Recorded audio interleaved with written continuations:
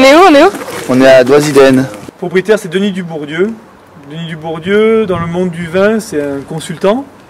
C'est un œnologue conseil, il fait de la recherche. Je vous expliquerai aussi, on fait un peu de recherche ici aussi. On aide des doctorants qui font des thèses. On fait des produits, voilà, on fait pas mal de choses. Et c'est vraiment quelqu'un qui est très réputé dans le monde entier, surtout pour ses vins blancs. Donc ici, on lui sert aussi un peu de carte de visite. Donc quand il y a des personnes du monde entier qui viennent, ils viennent ici pour vraiment voir les techniques en blanc, faire évoluer des produits, voilà. Le domaine est planté à 90% de Sauvignon. C'est plus facile, c'est très difficile de faire produire du Sauvignon. Donc on utilise le Sauvignon qui est très aromatique pour faire les vins blancs secs et les sémillons pour faire le sauterne.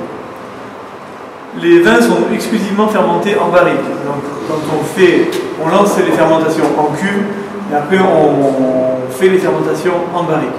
Pourquoi? Plusieurs avantages. Déjà, le fait de faire dans un petit contenant, la température ne va pas monter. Donc déjà, premier avantage, on contrôle juste la température de la pièce. Soit on chauffe, soit on refroidit. On a des clims, on a un humidificateur d'air aussi. Après, on a des chauffages.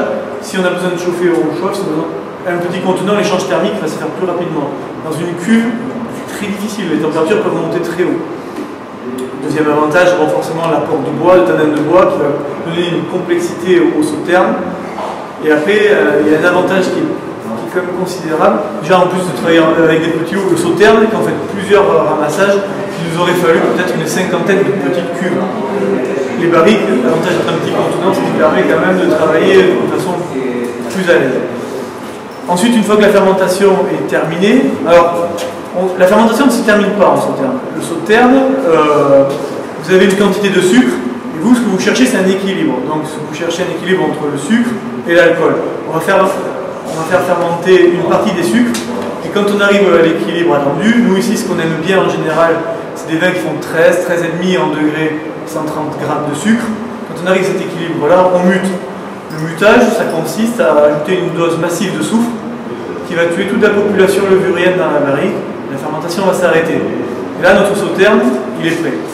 C'est-à-dire que là, le vin est fini, on peut parler de vin.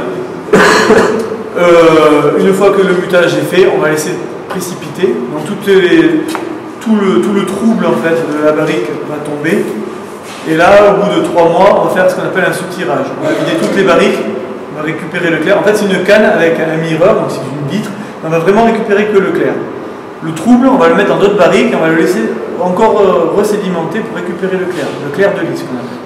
Le vin de goutte, donc le vin qu'on va récupérer naturellement, on le met en cuve, on va nettoyer toutes les barriques une par une, les remettre en place et les re-remplir. Voilà, ça c'est ça ce qu'on appelle un soutirage.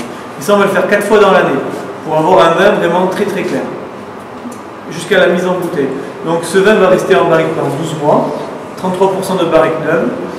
On va le remettre en cuve juste avant les vendanges parce qu'on a besoin de toutes les barriques pour faire les fermentations.